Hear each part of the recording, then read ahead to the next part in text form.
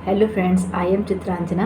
मैं आप सभी के सामने लेके आई हूँ शॉर्ट एंड स्वीट सा बेयर एक्ट जो तुरंत ही कंप्लीट हो जाएगा। मैं उसे इजी लैंग्वेज में एक्सप्लेन कर दूँगी। तो उसका नाम है स्त्री अशिष्ट रूपण प्रतिषेध अधिनियम 1986, जिसका नाम है indecent representation of women prohibition act 1986। ठीक है, तो इसमें 1 to 10 सेक्शन है, कोई ज़्यादा सेक्शन नहीं है और वो तुरंत ही कंप्लीट हो जाएंगे।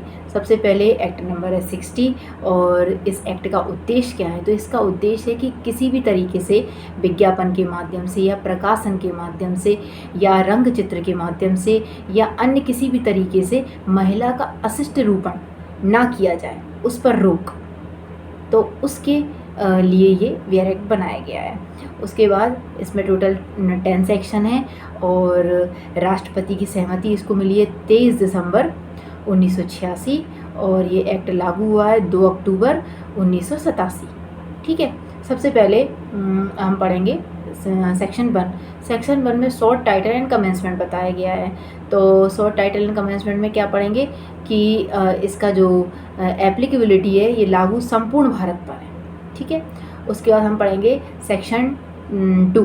सेक्शन 2 में क्या होता है? डेफिनेशन है, 5 डेफिनेशन है। सबसे पहली जो डेफिनेशन है वो है विज्ञापन।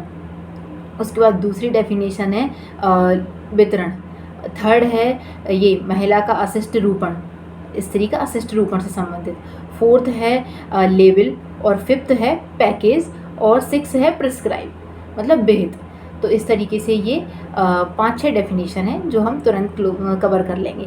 तो सबसे पहले डेफिनेशन है विज्ञापन। तो विज्ञापन के अंतर्गत क्या आता है? 4 चीज़ें आती हैं: सूचना, परिपत्र, रैपर, लेबल या अन्य डॉक्यूमेंट। उसके अंतर्गत भी कैसे? प्रकाश के माध्यम से, ध्वनि के माध्यम से, धुएं के माध्यम से या गैस के माध्यम से आप कोई दृश्य रूपण कर रहे हैं तो वो अपराध है। तो वो किस में आ जाएगा? वो आ जाएगा विज्ञापन के अंतर्गत। ठीक है, आप किसी स्त्री का अशिष्ट रूपण कर रहे हैं, दृश्य रूपण कर रहे हैं, उसको इन तरीकों से दिखा रहे हैं, तो ये सब विज्ञापन के अंतर्गत कवर हो गए। उसके बाद सेकेंड वाली जो डेफिनेशन है वो है वितरण। वितरण के अंतर्गत आप नमूने के तौर पर चाहे फ्री में या अन्यथा तरीके से वितरण कर रहे हैं तो वो वितरण में आ जाएगा, मतलब डिस्ट्रीब्यूशन में आ जाएगा। उसके बाद थर्ड जो है, मतलब 2A में विज्ञापन एडवर्टाइजमेंट, 2B में वितरण डिस्ट्रीब्यूशन, 2C में हम पढ़ेंगे स्त्री अशिष्ट रूपण। तो उसके अंतर्गत क्या आएगा?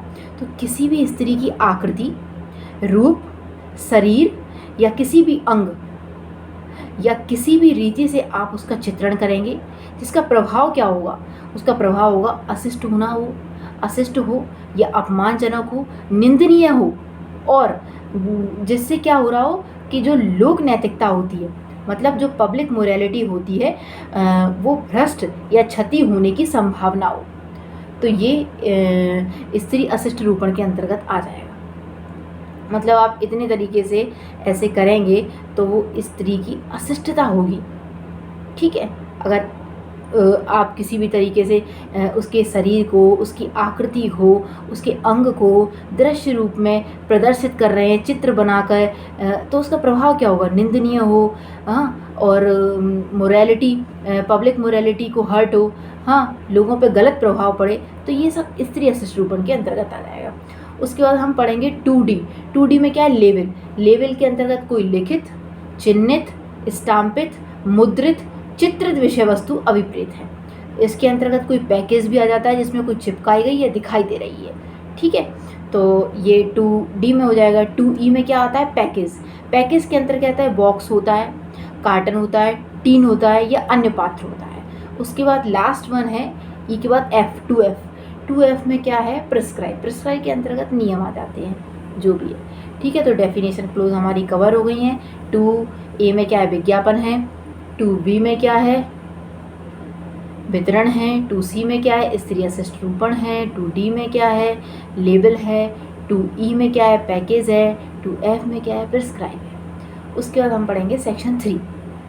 सेक्शन 3 में स्त्री अशिष्ट रूपण की जो अंतर्विष्ट करने वाले विज्ञापन है उन पर प्रतिषेध, मतलब कि एडवर्टाइजमेंट पर रोक है आप महिला को इंडिसेंट तरीके से रिप्रेजेंट कर रहे हैं या उसका एडवर्टाइजमेंट कर रहे हैं, उसको प्रोहिबिटेड किया गया है सेक्शन 3 में। कोई भी व्यक्ति ऐसा विज्ञापन प्रकाशित करेगा या करवाएगा तो वो पनिशेबल होगा। पनिशमेंट नहीं बताइए, बट अभी 3 में डिफाइन कर दिया गया है। उसके बाद हम पढ़ेंगे सेक्शन 4।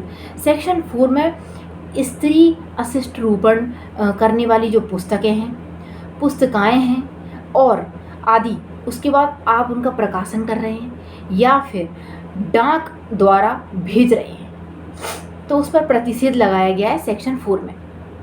सेक्शन 4 में आप स्त्री अशिष्ट रूपण से संबंधित पुस्तकें छाप रहे हैं या पुस्तकें बनवा रहे हैं या उनको प्रकाशित कर रहे हैं या डाक द्वारा भेज रहे हैं तो उस पर प्रतिषेध है सेक्शन 4 में।